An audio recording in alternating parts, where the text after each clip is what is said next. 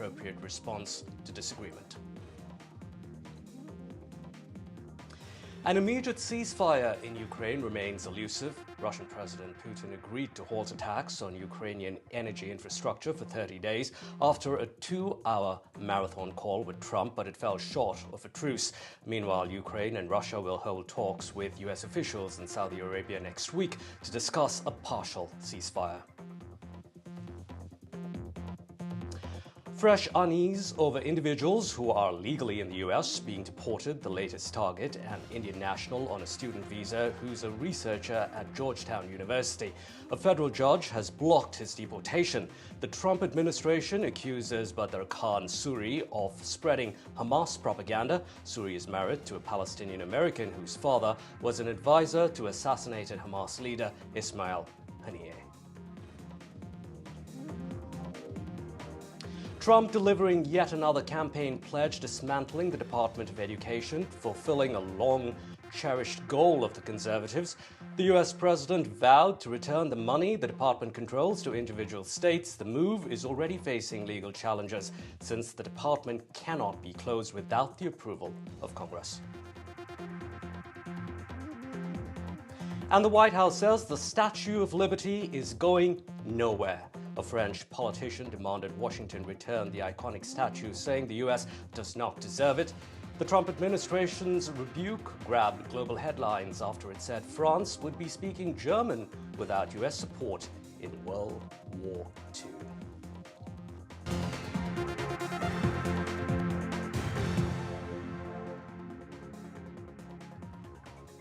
An increasingly tense situation between the Trump administration and a federal judge shows no signs of easing.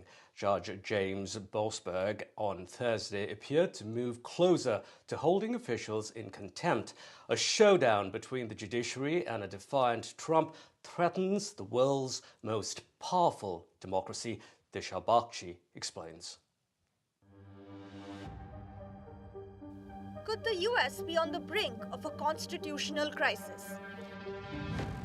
Early signs indicate a showdown is underway between the executive and the judiciary after US President Donald Trump clashed with Supreme Court Chief Justice John Roberts over the president's call to impeach a judge who ruled against his administration over deportations. After Trump threatened to impeach District Judge James Boasberg over his order to halt deportations of gang members to El Salvador, the top Supreme Court justice rebuked Trump's calls, issuing a rare statement, saying impeachment is not an appropriate response to disagreement concerning a judicial decision. In an extraordinary situation in Washington, the President of the United States and the Chief Justice of the Supreme Court appear to be in open conflict right now. This is an extremely rare situation. Almost never does the Chief Justice issue a statement like this, let alone after or in response to a statement from the President himself. So what you're seeing here is inching closer to open conflict between the executive branch and the judicial branch, and laying the groundwork for the possibility of a constitutional crisis.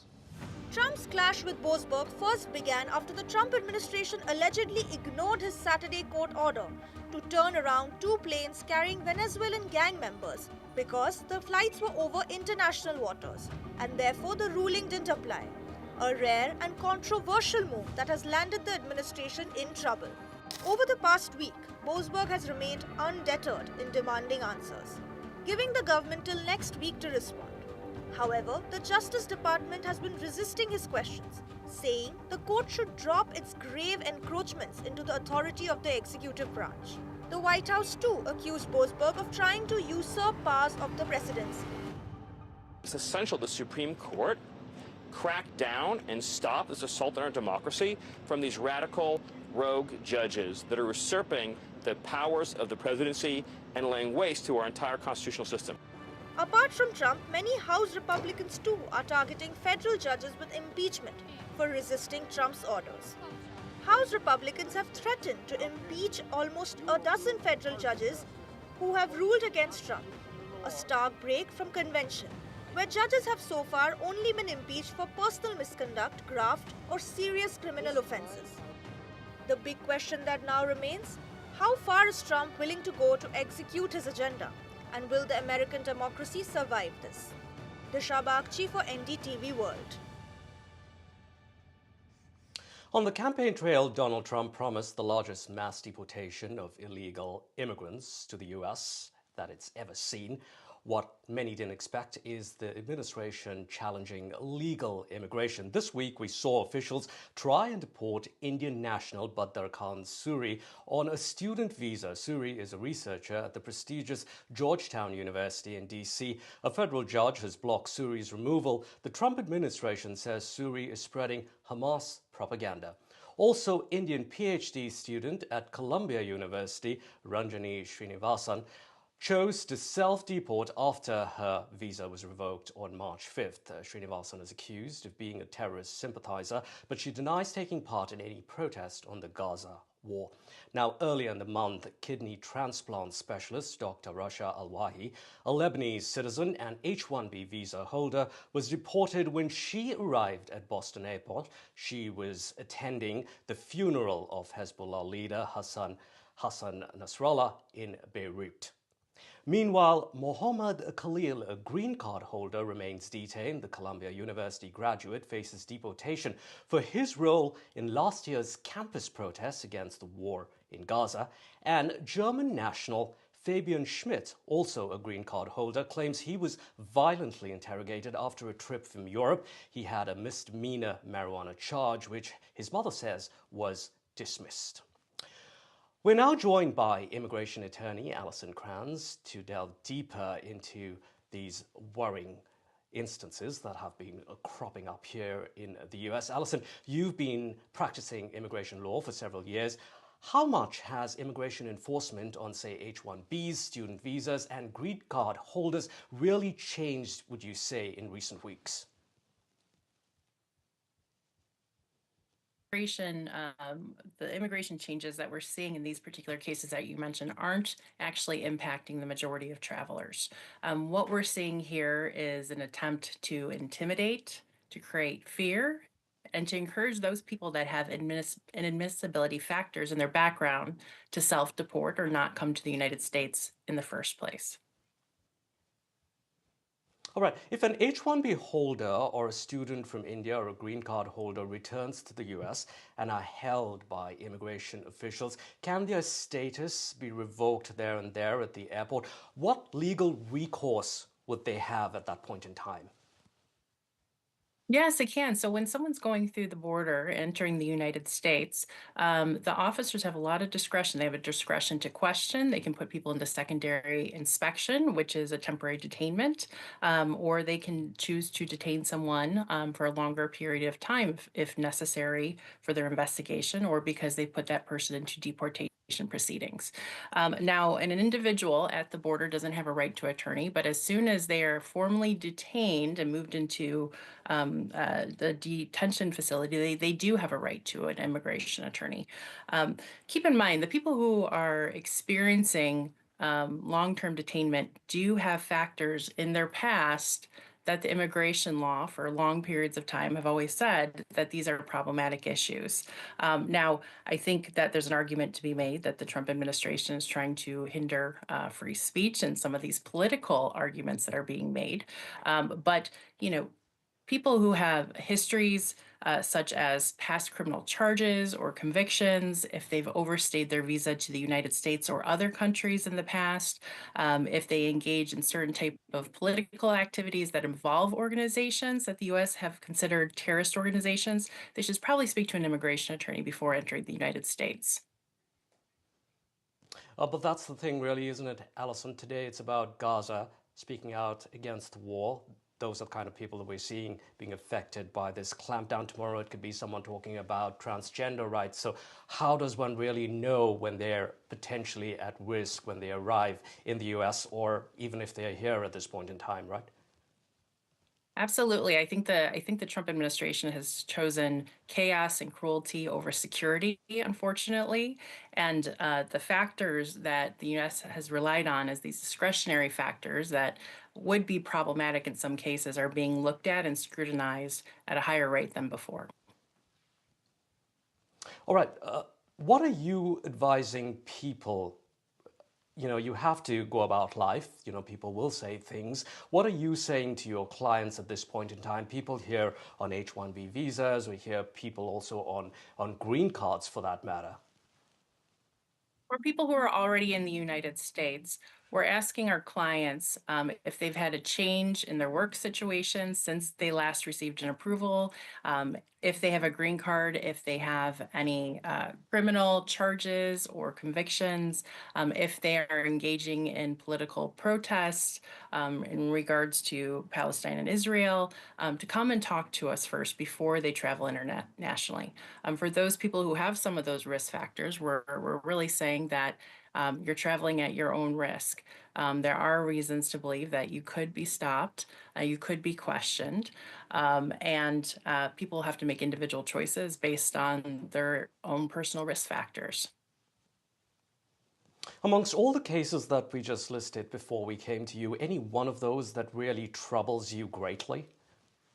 I think all of the cases that involve people who are allegedly supporters of Hezbollah and Hamas, that's very concerning because what certain outlets of the media are reporting is that support of Palestine has been translated to support of a terrorist organization, which is very unfair and not the same thing, and would be really an abuse of, I think, executive powers to go and push someone to that limit to say that they're supporting terrorist organizations. That's clearly an attempt to hinder free speech, to create fear, to intimidate, and to cause problems for immigrants in the country. And unfortunately, it seems like it's working.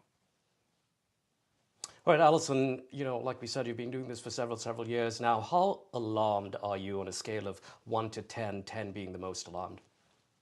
Yes, I've been practicing immigration law for 17 years, and we've never seen anything like this. This is a very unique situation. It's very unusual, and hopefully the courts will intervene and the court's decisions will be respected, protecting the rights of immigrants. Alison Crowns joining us from Boston. Thank you very much indeed for your time here this morning. Thank you for having me. In other news now, U.S. Border Control have been seizing some unusual contraband lately. Eggs. Authorities along the Mexico border, for instance, have been busting more people smuggling eggs into the U.S. than drugs like fentanyl. Now, egg prices in the U.S. have been sky high. There could be some respite at the end of the month as wholesale prices begin to fall. But here's more on how omelets and egg burji are burning a hole in people's wallets.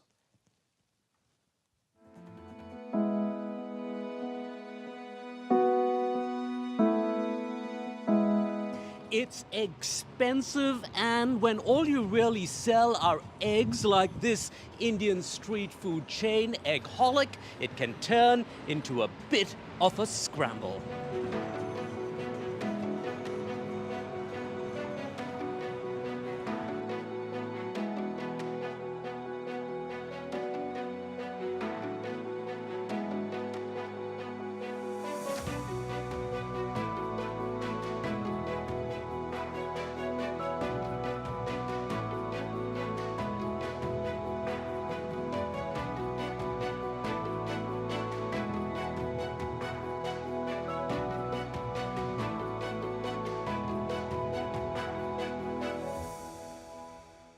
Approval behind me, it says have an excellent day, but it really hasn't been excellent days, has it, with those high egg prices? That's true. It hasn't been excellent day for the businesses. I mean, from last 2 to 3 months that we've been facing the highly significantly amount of the increasing of the egg prices. The main reason of the rising the price of the eggs is that there is some sort of flu going on. Avian flu. Yes, and that was the reason that price went significantly high. Millions of chickens had to be killed, had to be culled, and therefore the prices went high. That's true, and they have to make tough decisions like increasing the price in the menu, putting some surcharges in the menu. So you talked about a surcharge. Is that because you were running into a loss? We were barely breaking it even, and our all the recipes is based on egg dishes. So eggs. So that's why it's really important for us to make a tough decision and adding the surcharge. For now, we have to put $1 surcharge on each dishes, each egg dishes particularly. So, how many eggs would you need typically during the week? So nearly we are using around 1,000 to 1,500 eggs a week.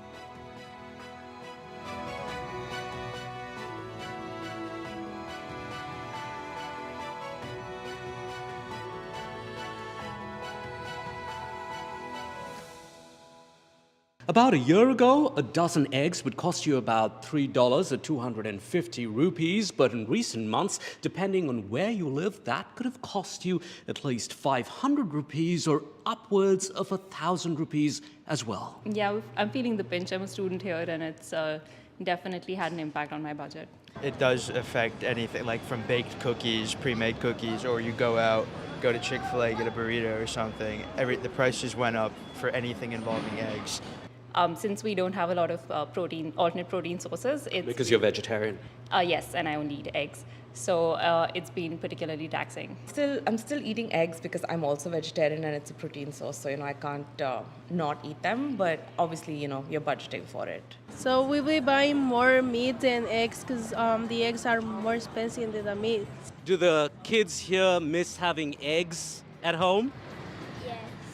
What do you miss most about not having eggs? Like eggs and bacon, maybe. You miss not having bacon with eggs. Okay. Wholesale prices of eggs are beginning to drop thanks to weaker consumer demand and avian flu in the US coming under control. But consumers are feeling no reprieve yet because eggs typically have a 4-week shelf life, and retailers are still trying to get rid of all that expensive inventory when they bought those eggs at record prices.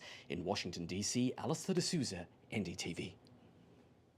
Time now for Diaspora Connect. For the first time in 50 years, the U.S. Northwest will have its very own U.S. Chamber of Commerce. It will serve as a pipeline for businesses in states like Washington, Oregon, and Alaska too. I'm joined by Purnima Voria. She is founder and CEO of the National U.S.-India Chamber of Commerce. Purnima, thanks for joining us here on Washington Watch. Purnima, the launch of the chamber comes at a critical time, difficult times for you as well. There is uncertainty with President Trump's threat of those reciprocal tariffs on India. What's the mood right now, would you say, for companies hoping to do business in India? I think the mood is a little bit in between, I would say. Enthusiastic, Okay. but holding back a little bit because these tariff potential trade conflicts need to be resolved. And I think they will be on April 2nd. There are some decisions being made with India. And India is also very reciprocal right now, knowing fully well that they benefited from the not having the US tariffs for so long that it's time to pay. But at the same time, I would say that businesses are very focused on India, very much wanting to engage with India, and very optimistic about India. The tariffs is something the governments will have to take over. And I know that there is Harley Davidson that has about 30 to 50% tariffs even right now. And there are also some of the other industries that are also affected, for example, whiskey and bourbon and things like that. So US is wanting to do that India looks into these and and it's a fair play for both the nations. And I think Prime Minister Modi is also very much aware of this and is doing everything he can to harmonize this tariff conflict Right. for the best of the country. You've clearly got your task cut out for you, Purnima, in the next couple of months or several months down the line here. Now, Purnima, the Northwest has sectors like aerospace, IT, forestry. What kind of sectors will the new chamber be focusing on?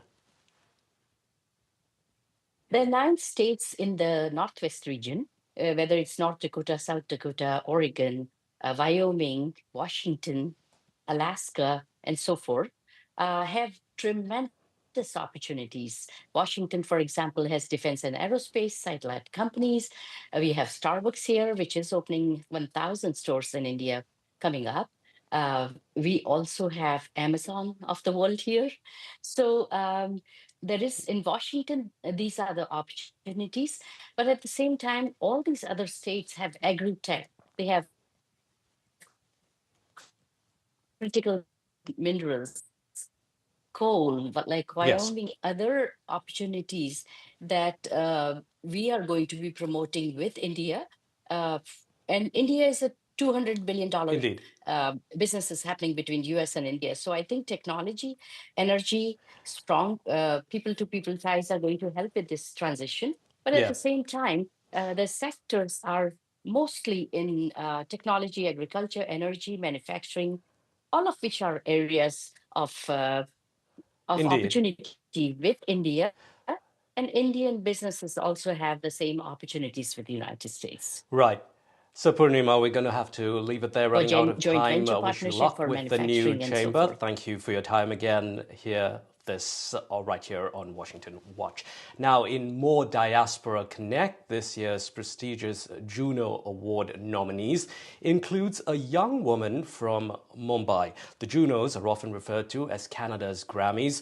Juno Award winners like Canadian legends Celine Dion and Bryan Adams went on to win a Grammy. Shruti Ramani joins us from Vancouver, Canada. Shruti is the lead vocalist for Raghavas, which has been nominated for Best Jazz Album of the Year for a band. Congratulations, Shruti. This is your first ever album and it could now potentially win a Juno. And I hear that the inspiration for this album comes from someone who perhaps is watching right now, sitting far away in Kandivali West in Mumbai.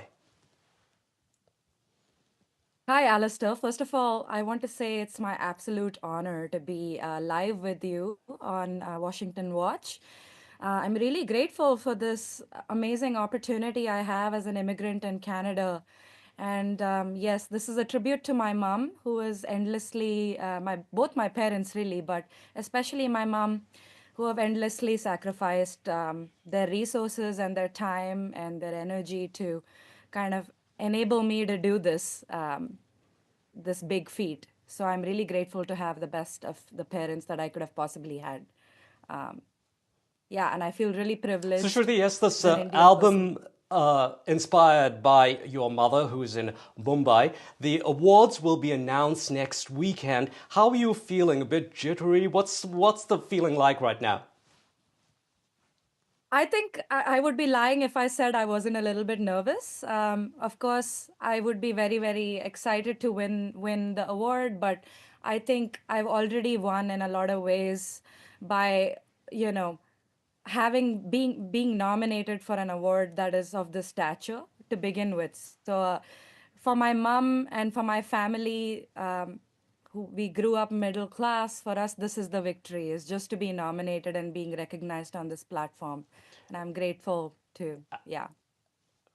And Shruti, for someone like you who's come from Mumbai, went to Canada and Vancouver, decided that you'd study music, made this album, what advice would you have for young people with similar aspirations back home in India? My advice would be, keep your curiosity alive. Always seek the sounds that you're attracted to, that you want to study, and then give it your all. Do everything it takes, whether that be practicing your art, refining your art, asking mentors to play with you. I think that's one of the main things. If you're inspired by someone, don't be afraid to go ask them if they would give you a lesson or if they would play with you, because the worst that they can say is no. Yeah. But the best is Shruti that they Ramani, will be thank like, you very yes. much indeed. Okay, go ahead. Thank you. Oh, I was just like, the All best right, thing, we'll the have best to leave it outcome there. would be, yes. Thank you so much for having me. All right, we'd love to have you on again. Good luck with that award. Shruti Ramani joining us there. And we're going to leave our viewers with a song from that album that's been nominated for a Juno in Canada. That's it from me here on Washington Watch.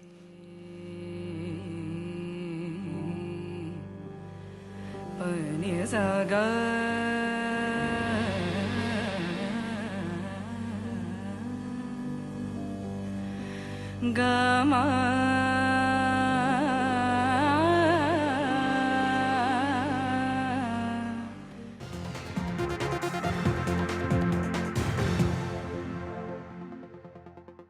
With retirement round the corner, I want to spend more time with my family and less time worrying about the numbers. Which reminds me. Welcome to British Seniors, the UK's #1 rated provider of over 50s life insurance. Hi, I'd like a quick quote. No problem. We're proud to offer our seniors lifetime guarantee. With 100% of claims having been paid, we guarantee your premiums will never go up and that you'll speak to one of our specialists in the UK. UK residents aged 50 to 80 are guaranteed to be accepted. Depending on your age, your loved ones can get a cash payout up to £10,000. And that money could help with funeral costs or even as a gift for the grandkids. I'll do it. Plus, when you sign up, you'll receive a £135 gift card and free 24/7 GP advice and health services. You got them all right. That's amazing. Be proud to protect your loved ones with British Seniors. To get a free quote today, call our UK team on 0800 977 5808 or visit britishseniors.co.uk. Those weeks that he came in, with the 3 weeks that I could be his little girl again, nothing I can do will repay Marie Curie for doing that for me. The amazing gift that they gave me was I was there at his last breath. He was there for my first. I will give everything back that I can to the hospice that gave me so much. Give better end-of-life care to all. Get your free will guide today. At Tesco Mobile, unlock even better phone deals with your Club Card. Get our 30 gig SIM for just £12.50 a month with Club Card prices, saving you £30. Better yet, your Club Card lets you unlock more than just great deals, like frozen prices and no EU roaming fees until the end of your contract. It pays to be connected. Search Tesco Mobile. Every little helps. Quidco gives you cashback every time you shop on over 5,000 brands. It always pays to Quidco. Sign up and start saving today. Visit quidco.com. It feels good knowing that your future's in hand. Airflow can offer you a loan from £1,000 to £15,000. Get your conditional decision in minutes. Will you tell me if I'm flying to Delhi to New York, can I take a stopover in Dubai to explore, or do you think it'll be too hectic? Looking for holiday and flight recommendations in strange places? Don't. Just come to Brighton. Brighton Travel, making travel brighter. I'll fix him, love. Poor pet. Just shows you never know what's going to happen. Which reminds me, I need to protect the life we've built. That's why I'm looking into Smart Family Life Insurance. Hi, I'd like a quick quote, please. OK. You can choose a benefit amount up to £750,000, depending on your age. If you're a UK resident aged 18 to 64, you can apply with just a few health and lifestyle questions. For £250,000 of cover, the price starts at just £14.77 a month. That's less than I thought. And it could help my husband with the mortgage. Just like families, not all life insurance is the same. That's why we offer the Smart Family Guarantee. That's good to know. You'll also receive a 100% advance in the event of terminal illness and 10% cash back on your first year's premiums. That's the Smart Cashback. Plus, you'll also get your choice of a £125 gift card. Protect the life you've built the smart way. To get a free quote today, call our specialist UK team on 0800 977 5753 or visit smartinsurance.co.uk. Make this Ramadan sweeter with Royal Sweets. Delight in authentic treats with your loved ones. Order now at royalsweets.co.uk.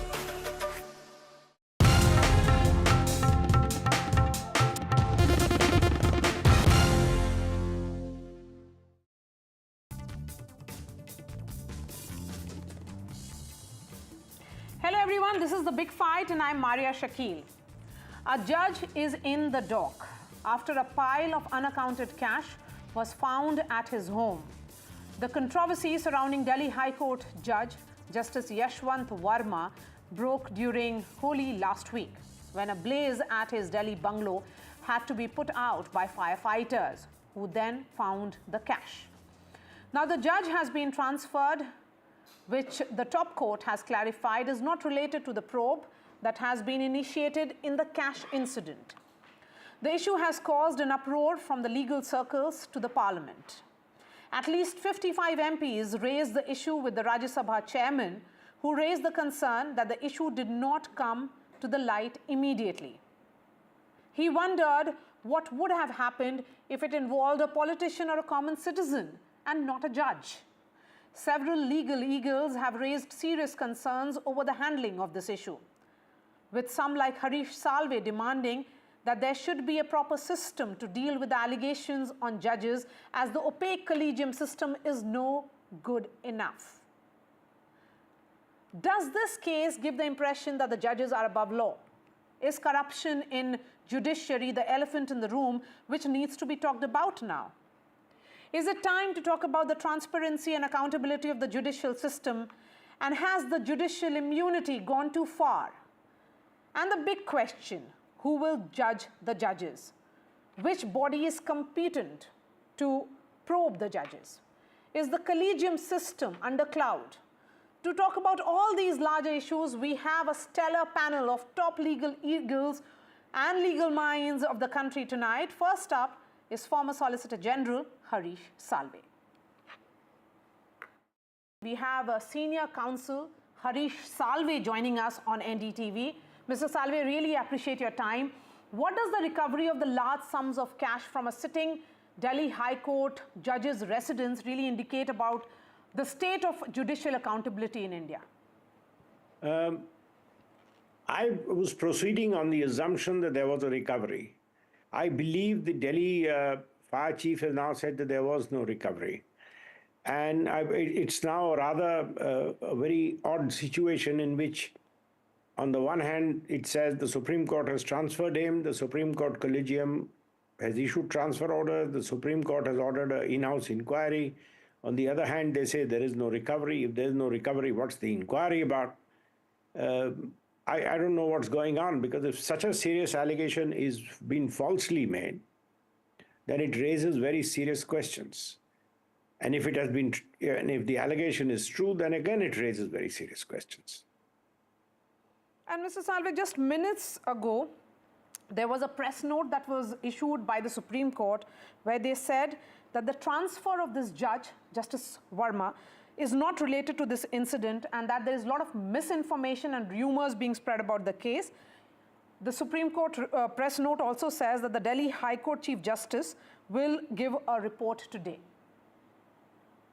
Well, if normally the transfers are with some reasons or some purposes, and it's, well, if the judges say it is not for this reason, or it is for some other reason, we wait and hear what they have to say. Because the whole thing has become very, very murky now. If there was indeed such a recovery, and we were all proceeding on the footing there was such a recovery because of what was suggested, i.e. that the Supreme Court has ordered a transfer and the Supreme Court is considering a probe. And I was of the view that if this is true, if the transfer is for this reason, then the transfer is not the right way out. And that was the whole debate. Now, if the Supreme Court says, no, his transfer was for some other reason, which now raises further questions, I think this situation is getting far more controversial and far more concerning than it was earlier. As it is, it was devastating, but now it's becoming worse. Do you think there are several unanswered questions? And where do you think, Mr. Salve, the answers lie, in the sense that who really has the answer? Do you think it's the cops who were present before the fire men arrived on the scene of on the scene of this incident? Or do you think that there is much more than what meets the eye now because of multiple versions coming out? So what I feel, if the Delhi fire chief says he did not have any recovery, then I think the Supreme Court should have an inquiry immediately on whether there was indeed a recovery, in which case it raises one set of questions, including why the fire chief said this. And if there was no recovery, then who are the people who have manufactured these allegations? And why have these allegations been made? Absolutely. And I think in my personal view, in either event, his transfer should now be put on hold. Because if he was being transferred, not because of this, but for other administrative reasons, and the way the two issues have got joined at the hip, if the allegations against him is false, it's very unfair to him to transfer him. And if the allegations are true, then it is too little to transfer him.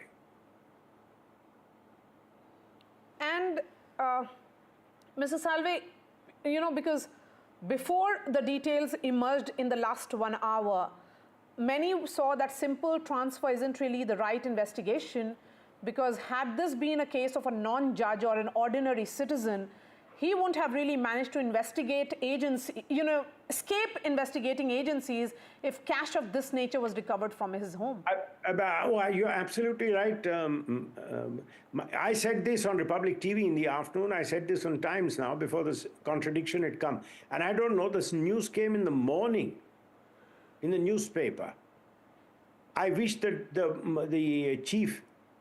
fire chief had issued the statement at 7 o'clock in the morning, not 4 o'clock in the afternoon. What has been going on all day is everybody is proceeding on the basis that the newspapers have it right. And there are some photographs which have been published. God knows if those photographs are AI generated. God knows if those photographs are actually of the event. So this has now become a far more serious matter, and my conviction now is reinforced that we need a system which can deal with these kind of allegations. The collegium in-house system is unequal to the task. Look at what has happened today.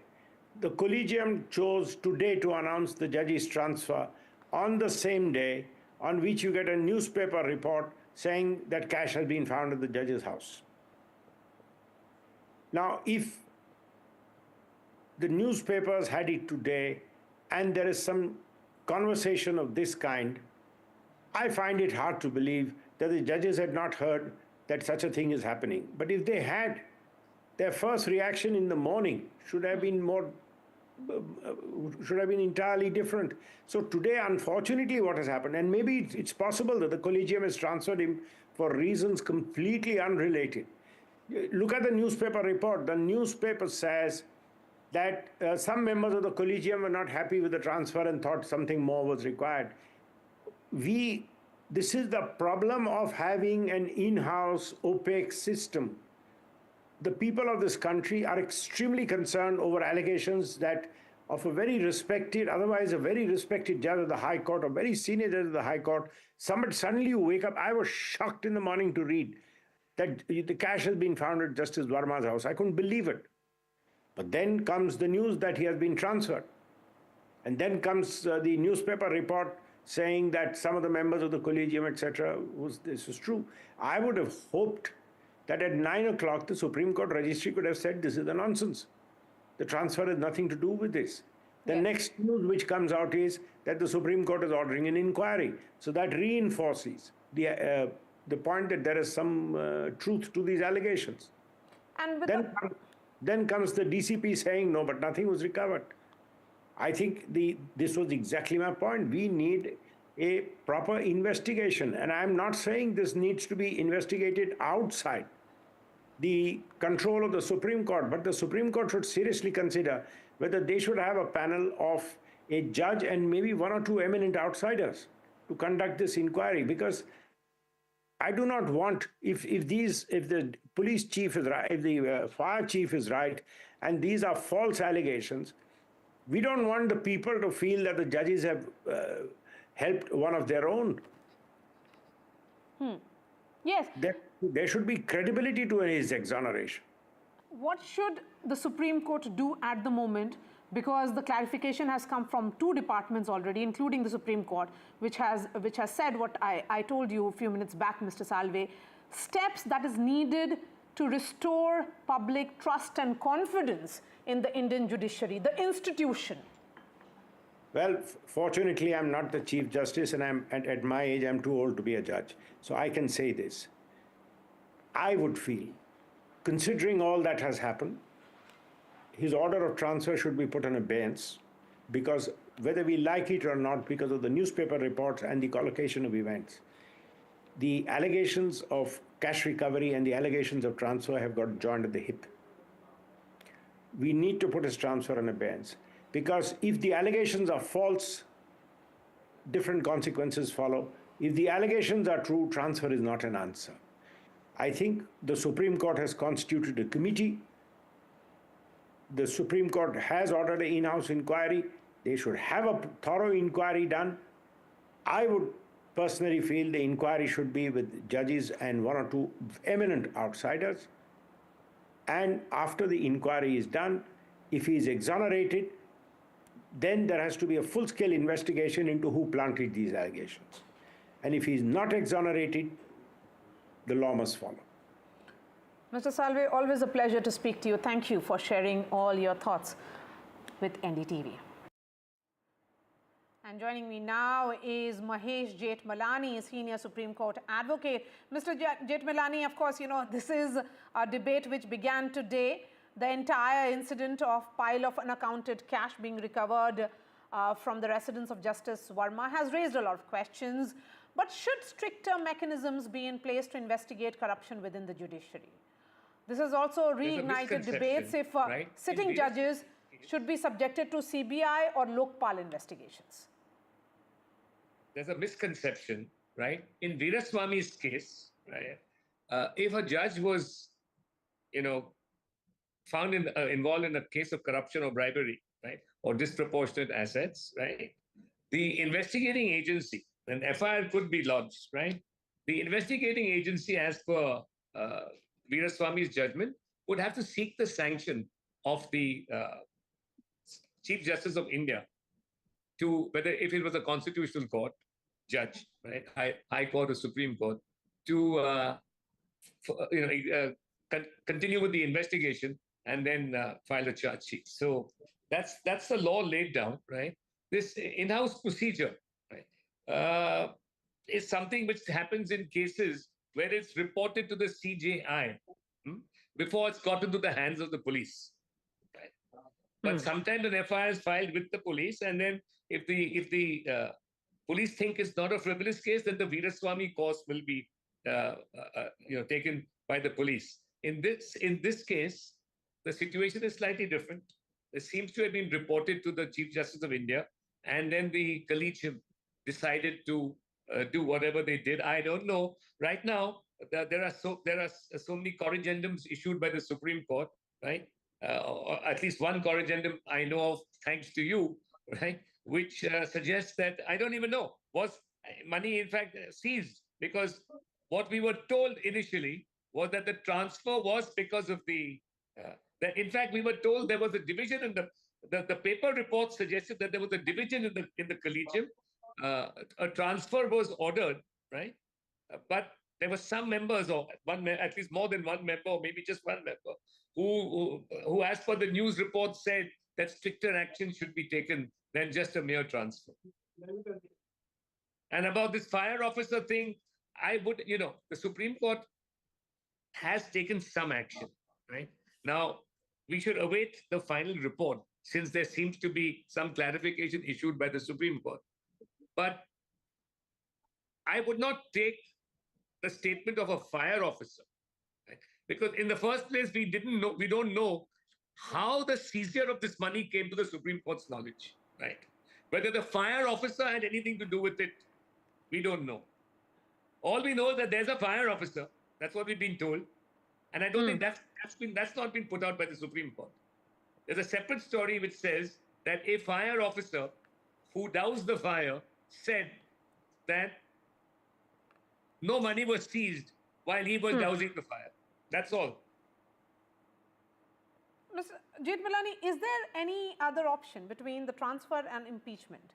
Any other available remedy for the judiciary to send a message of impartiality and accountability? Well, look, the most noble cause for a judge, if there's cash seized from his house, which is unaccounted for and appears to be illegal, illegally in his possession, right, is resignation. It would save everything else, right? Then whether the court wants to or anybody wants to, but there are a lot of issues arising out of this. How was this money seized? How much money was seized, right? Was it accumulation in more than one case, or was it just a one case situation? If it was related to a particular list for giving, these are all speculative questions, and it doesn't behove me to speculate to that extent about a judge who was otherwise considered to be a very fine judge. But the question that will